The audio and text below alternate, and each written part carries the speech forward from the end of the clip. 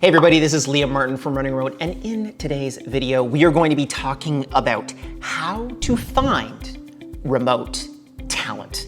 I know it's really hard to find these people. Listen, it was super hard when we started to try to build our remote first company, but I've done all the hard work for you, literally the last 8 years of searching for all of these little nooks and crannies of how to find remote employees. They're out there, they're awesome.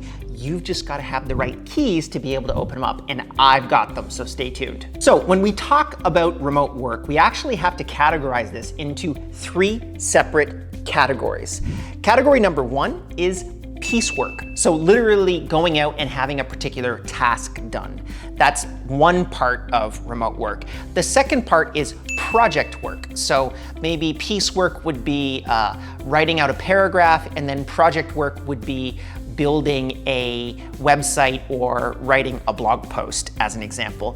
And then the third one, which is the one that I prefer, is long-term remote work agreements, and they're the ones that I think are actually the most successful. So we're going to be breaking all those 3 down in this video. So for piecework, it basically boils down to 2 separate companies. There is Mechanical Turk and there is Fiverr. So Mechanical Turk is basically a company that was an offshoot of Amazon, and Amazon needed to solve a really big problem, which was they needed to do a very large amount of very small tasks. So let's say like describing an image as an example, or writing a description for a particular product.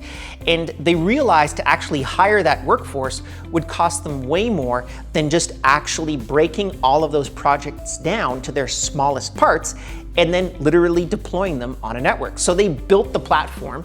It's called Mechanical Turk. I think if you go to mturk.com, you'll be able to check it out. And all that literally this platform does is allows you to be able to connect through an API or directly through their platform and get a job done. So staff.com, which is one of the SaaS products that we own, we actually ran an experiment through Mechanical Turk where we chose all of the different domain names that we wanted to work with, and for, I believe, a nickel, we had people read all of those names off, click the next button, and the next panel would say, "What do you remember?" So it was literally just an experiment to be able to figure out how much people remember a particular domain. And that was great. We ended up making the decision to buy staff.com instead of a whole bunch of other URLs. And I think that if you are looking for that type of work, it is absolutely the best platform to be able to find those very small piecework jobs.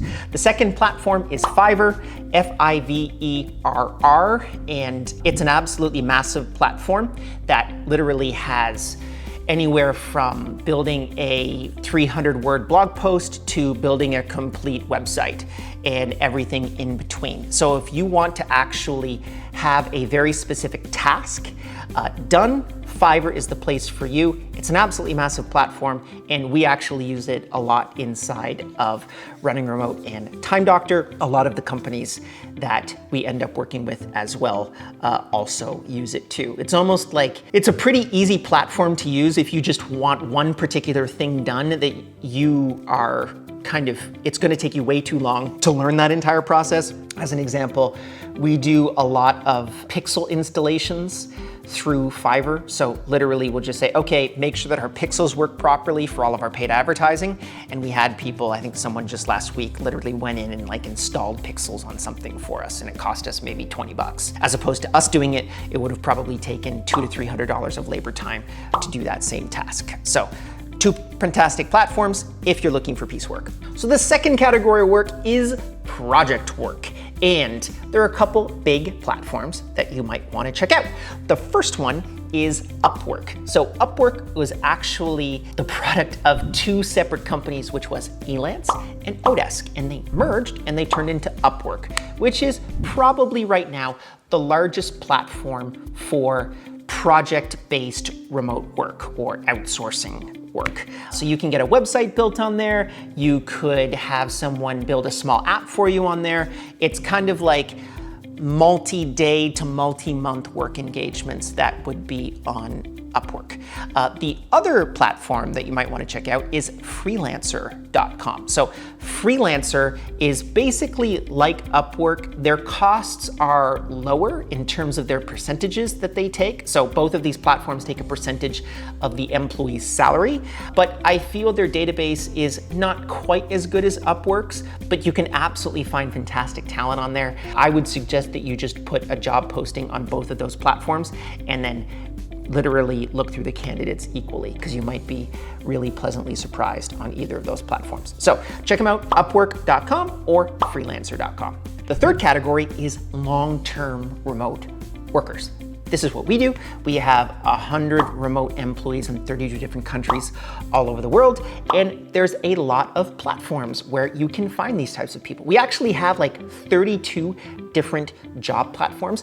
If you ask me very nicely down in the comments below and you like this video, I might actually end up giving you that list of all of the job boards that we work for, or work on. But I'm only gonna mention the top ones that we usually use. So we use FlexJobs, TopTal, We Work Remotely, Remotive, and Remote.com. I know that that's a lot. I'm gonna break them down right now. So FlexJobs is a platform that you pay a monthly subscription fee for, and they don't take any percentage of the employee's salary. So it's literally like a job board, and instead of actually paying for a job posting, you pay a monthly amount and you literally get access to the entire FlexJobs database. It's really cool. I highly suggest you check it out.